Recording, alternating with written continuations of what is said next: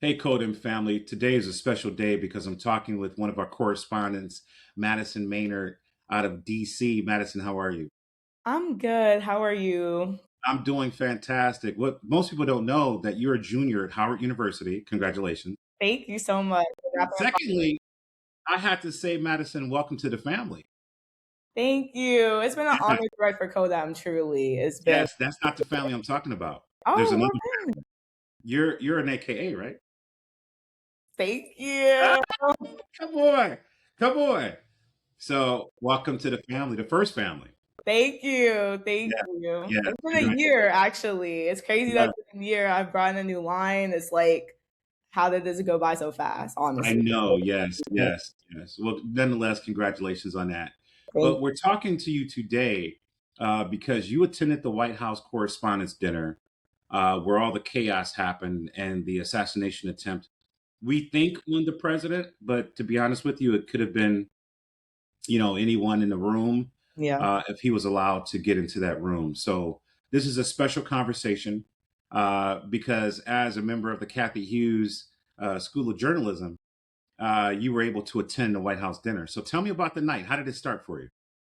So, as scholars, I was blessed to be by my amazing faculty at the School of Communications. I was literally selected to be a White House Correspondent Association scholar. Three people out of all of the students in our Department of Journalism were selected. And that alone was just such a blessing that my professors and other faculty members thought of me to have this scholarship. We won $7,000, so obviously Okay. it wasn't like All right. that. All But right. also just the incredible experiences that come along with being a White House scholar. Firstly, last Friday, we had the incredible honor of going to the White House. We went inside of the James S. Brady press briefing room, the White Okay. House press briefing room, and we were able to do a tour. We were able to go to the back and go to the office and see where all the magic happens behind the scenes. And honestly, a lot smaller in person, I have to say. It was very tight in there. I can't even imagine it being like all those journalists in there working, but it was such a cool experience. We also had a meeting with the White House communications team, and we had a scholarship luncheon the day before with members of the association. So that was just amazing. Then, of course, last Saturday was the annual dinner that we see every year. We see the comedian, we see the most president, we see the press mingling and fellowship with one another, something that I've seen growing up my whole life, especially knowing that I wanted to be in journalism. I always said one day I'm going to be at the dinner. It just came earlier than expected with being Nice. selected as a scholar. Yeah. So So, when you were there, did you see anybody, one of your heroes, anybody you run into that you figure, or you say, hey, this is one of my mentors? yes. So I actually was with my professor and we were talking about, oh my gosh, I see on Instagram that April Ryan is coming. Because, of course, there were a lot of journalists who did not want to attend because President Trump was in attendance along with other members of his cabinet. So I was following along to see which journalists that I really admired were still attending the dinner. So I saw that April Ryan made an announcement saying that she was still attending to celebrate the First Amendment. And I was like, if I see April Ryan, I am going to meet her. Like, no matter what, I'm going to find her. Like, we're going to seek to find her so I can introduce myself to her. My professor actually pointed her out, like, look who's over there, April Ryan. So then she was like, do you want to like go and meet her? I was like, yes. So because I guess they've had some communication prior. So we went up to her and I introduced myself and I said, you have truly been one of my inspirations in this field, especially being the longest serving Black White House correspondent, I know. Yes. Yes. covering the White House since Bill Clinton. And it was truly an honor to meet her. And of course, Dang. Lester Holt, like, who doesn't want to meet him? Jonathan Capehart from MS Now. Did you I see also, Lester Holt? pardon? Lester Holt? Yes, Lester Holt, the Lester Holt, and it was incredible. And I also met Audie Cornish from CNN, um, and a lot of the NPR people that I knew were like, You met Audie Cornish, so yeah, I also met her. It was amazing, truly. Now, take me through the night. I know, and by the way, Codem family, her accounting will be in the May issue of Codem magazine, where she will give a first-person accounting of her experience of the traumatic evening, which was the 2026 White House Correspondents Dinner. So, you get in there, you walk the red carpet, you're meeting your idols. You know, you're one of three. This is your first experience as a journalist because you're going from student to journalist as we speak. Yes. And so you get in there, you're at the table. Had you guys eaten yet? Was there food served? So actually, we just began with salads. There were 3 scholars from Howard University. There were a total of 30 scholars. So there are 3 tables that were just scholars. So, of course, after the dinner officially began, we were really just talking about who we saw, who we connected with, and we were just really excited for the event to begin. We were also really curious about how the event was going to go because President Trump was in attendance, and we saw a lot of his cabinet. We saw Tulsi Gabbard. I saw the Transportation Secretary Sean Duffy. Of course, RFK Jr. was there, but also Erica Kirk was there, Charlie Kirk's widow. So there were a lot of people there. We were just really curious to see how the night was going to go. We had just started with eating our salads and bread and butter. Okay. Okay. And dinner had not been served yet. That's how fast everything happened. It was literally not, I would say it was probably like 31, 32 minutes. So talk to me. So you're sitting there, you're going over all the excitement, just being in the room. You're sitting there eating salad. Did you hear commotion? Did you hear gunshot? Yes. So we're mingling, we're chatting with other scholars, and all of a sudden, so my seat was technically facing the stage, but it wasn't really facing the back of the rest of the room either. So I kind of could see everything from my seat. So all of a sudden, you hear something happening. So then I look and I see people barging through the doors. Like Okay. barging through the doors. Now So give me 1 second. I wanna give all of us perspective. yeah. When you say barging through the doors, do they have to pass you to get out? Do they No, have so technically, actually, I don't know if this is doing too much.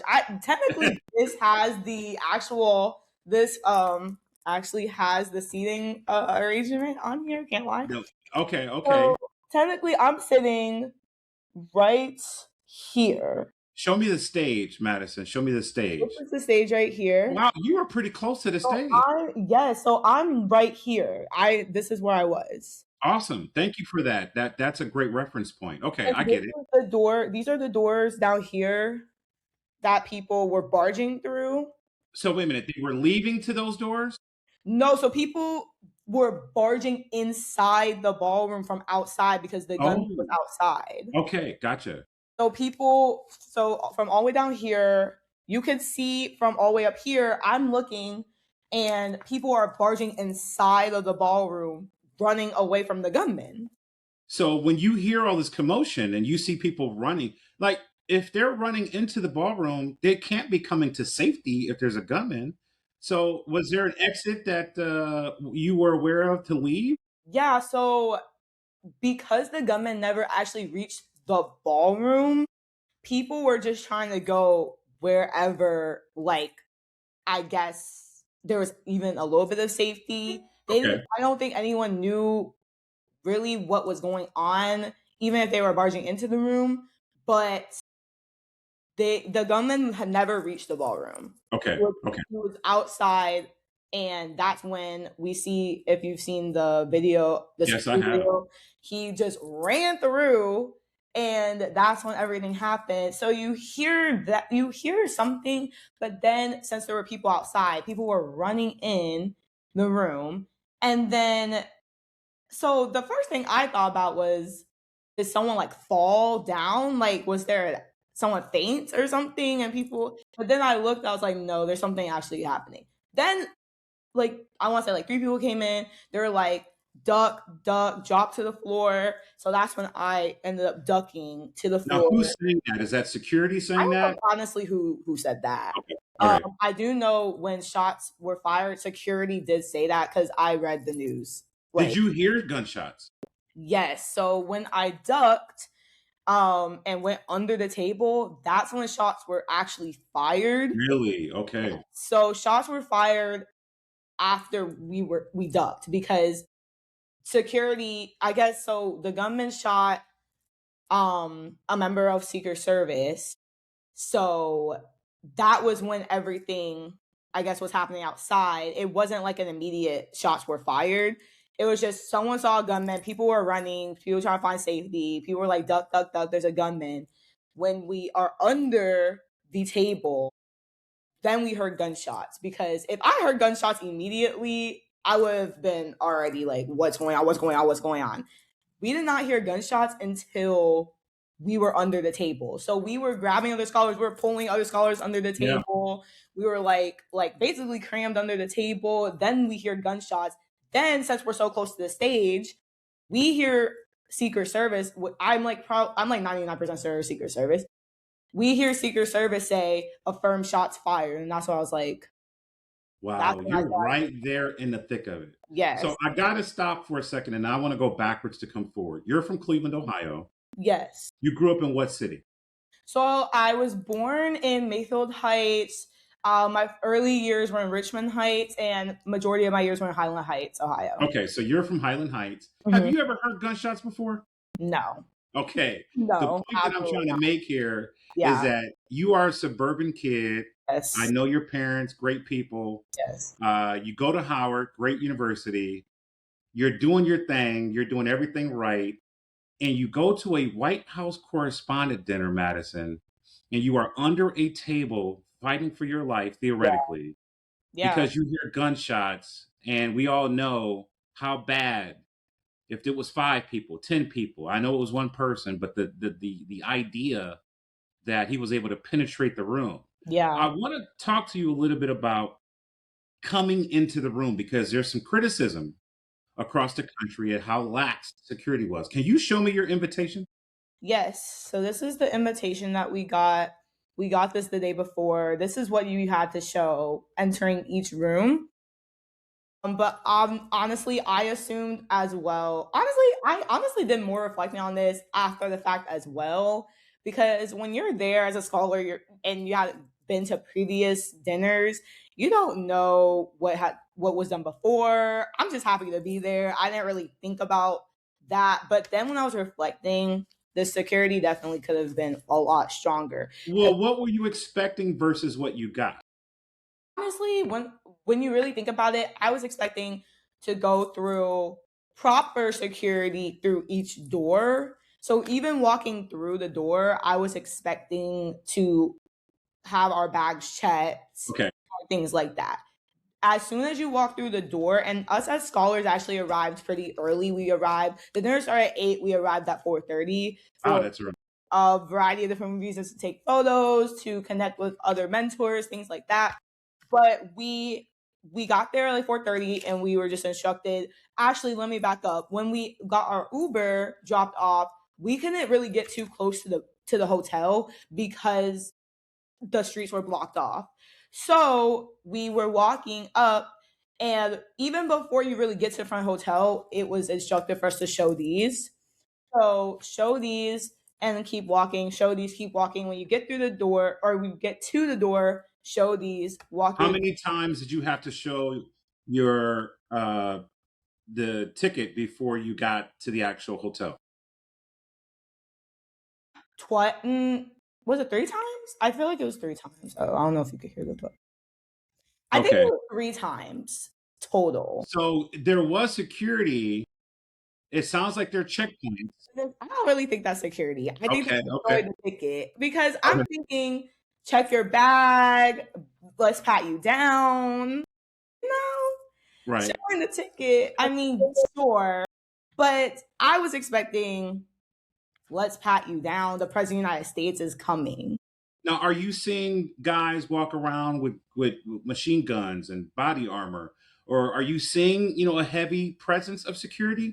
So I'm seeing security for sure. I'm seeing security. When I walked in and showed the ticket and it was the red carpet, I saw security immediately. So Okay.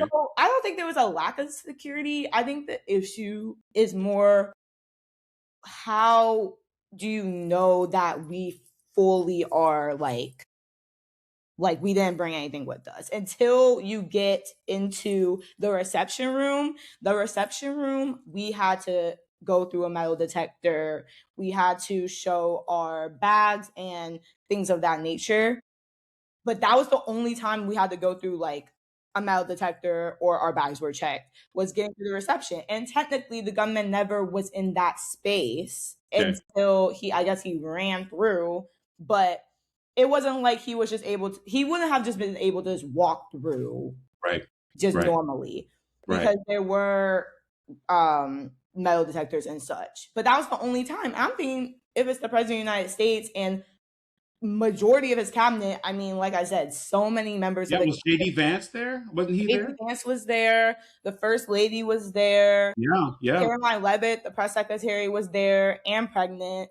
So I'm thinking there's going to be a lot more security when it comes to patting us down, because if we're going to be in a large space like this with the president of the United States and other very, very important people, then there would be better security. And honestly, unfortunately, if there's someone that, I don't want to say this, but if there's someone that wanted to take out all these people from his administration, that was the time to do it. Yeah. Honestly, Okay. everyone Wow. was there. Everyone was there.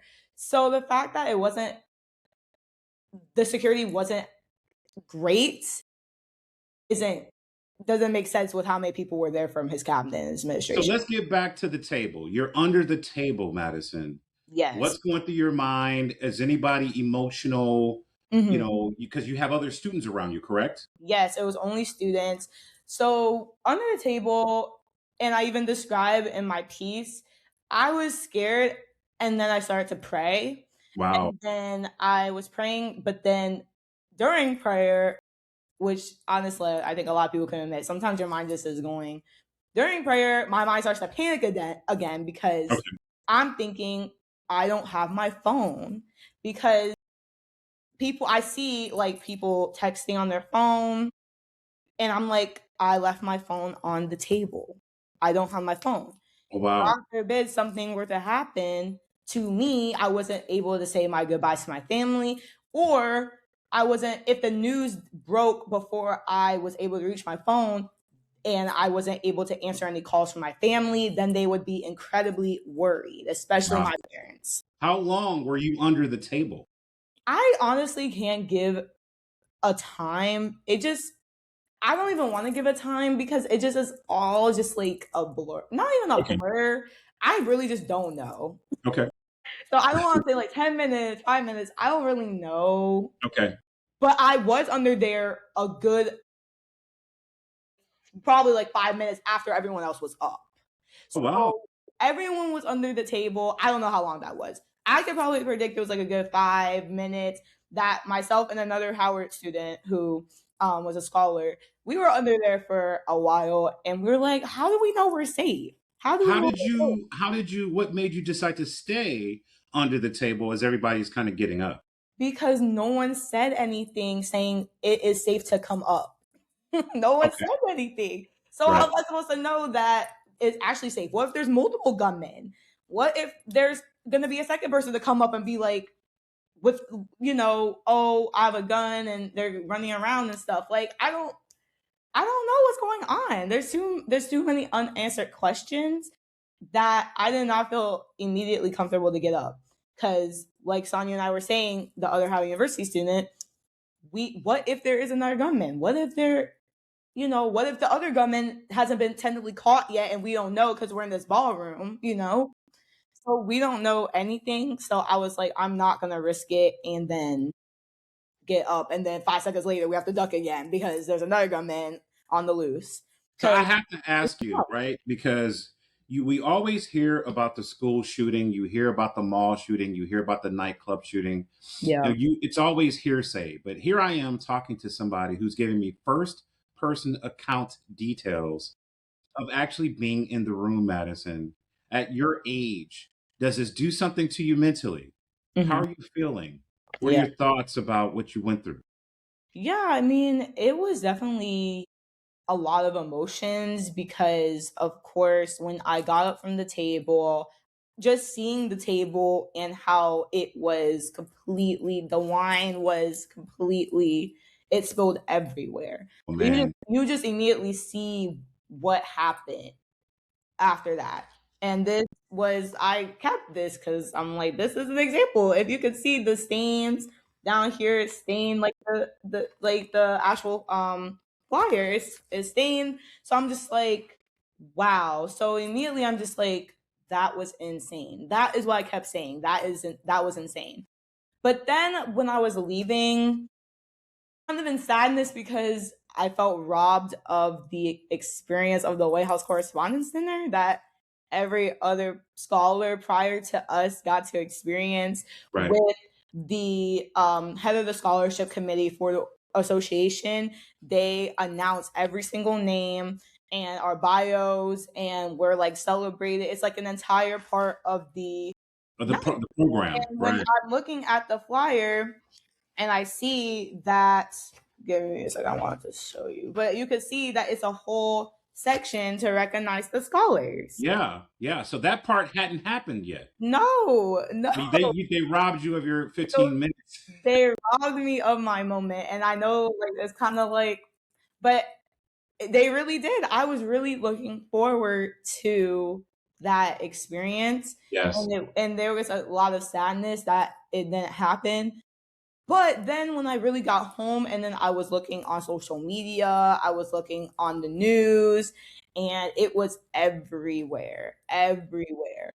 And I'm like, so I literally was just, I was there. I was just there and I'm reading about it on the news. Are And you okay sleep-wise? I mean, do you feel like, you're waking up thinking about this at all? so I've been honestly good overall.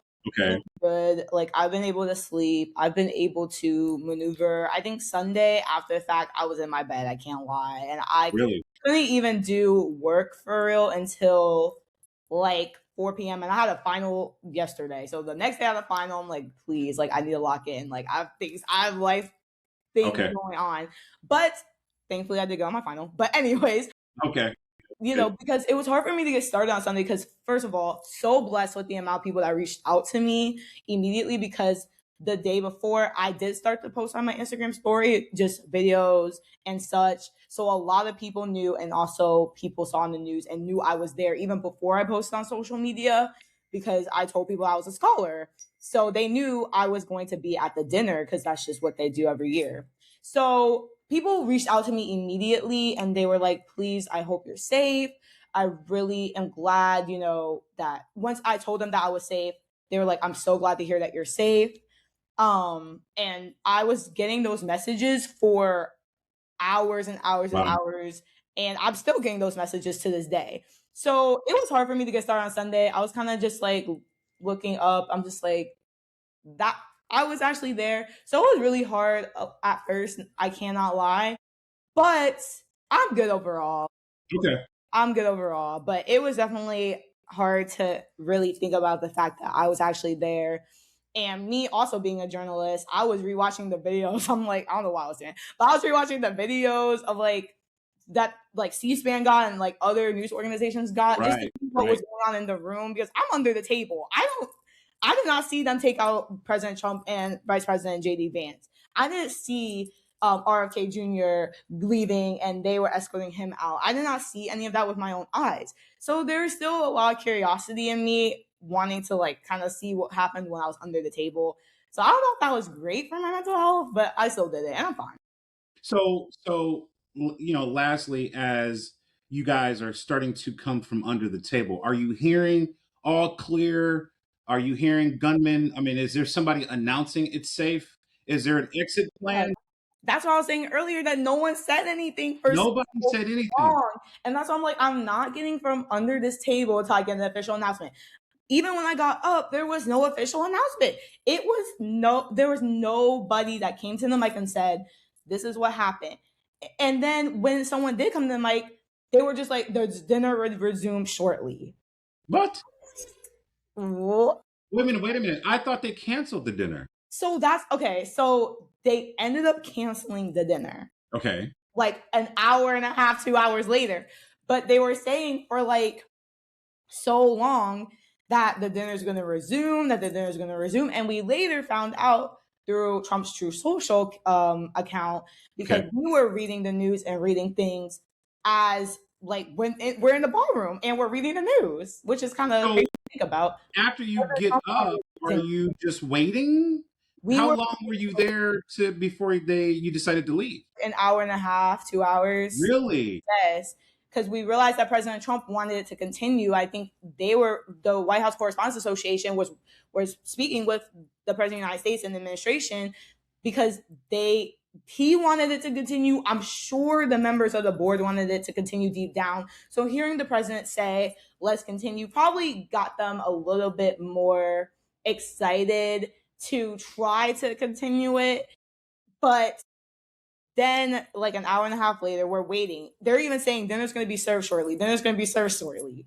Like, we're thinking it's going to actually happen. And then all of a sudden, the association president of the White House Correspondents Association, she came out and was like, actually, due to law enforcement guidance, we are canceling the dinner and you should all leave the building immediately. I'm like, we could have been home an hour and a half ago. Wow. What a traumatic night for you. I am so glad you're safe. I'm not going to say, the experience was wonderful because it sounds like it was, living hell for a couple minutes there where, you're trying to figure out, am I safe or if I'm not? Yeah. But, it also points out some holes, and we're trying to figure out as a society how Obama never had a scandal or an assassination attempt, but Exactly. Trump has had 4. Yeah. And so, it's like, does something policy change wise for protection? What is going on there? Because I was thinking the same thing, because even right after the fact, when we were discussing the security, we were still in the hotel and we were with the dean of the school communications and one of our professors that was there. And we were saying what was up with the security. We all realized at that moment that the security definitely wasn't as strong as it could have been. My professor, who had been to previous White House Correspondents' dinners, said that she felt more safe at previous dinners, not even Really? because of the shooting. Yeah, she said that she felt like the security was stronger in previous years under Biden.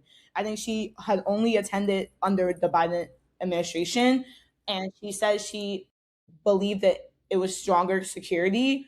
Obviously, we don't know how other people feel about that, but that's what she said. And I was listening. I was like, wow. And I said, he has already survived multiple assassination attempts. Why wasn't it stronger security? Where is the lapse when it comes to the Secret Service and other security when it comes to this president? Because the fact that he's been through multiple assassination attempts is crazy. So, Madison, does this change your behavior if you're going to White House functions? Do you keep your phone on your person? Are you wearing something different? Are you thinking differently? Like, what does this do to you at future, political events? So honestly, I was also thinking about this Okay. because I was also thinking about the fact that so many people in that room had experienced a traumatic event previously doing work of journalism. There were many journalists there that covered Trump's first assassination attempt in Butler, Pennsylvania. Right. And so it's just crazy that so many people in that room experienced something that traumatic multiple times. While as a journalist, this was supposed to be, you weren't supposed to be working. This was a dinner. You're not supposed to be working. And it ended up at the end of the night, people had to work. So honestly, I'm going to proceed with what I want to do in this profession. I'm not going to be worried to enter through certain doors just because of one gunman who decided to do this very horrific event. And what he decided to do was actually crazy. Um, and even just his manifestos, if anyone's been reading those, like you could see that his intention was to cause mass harm and was to take out the administration.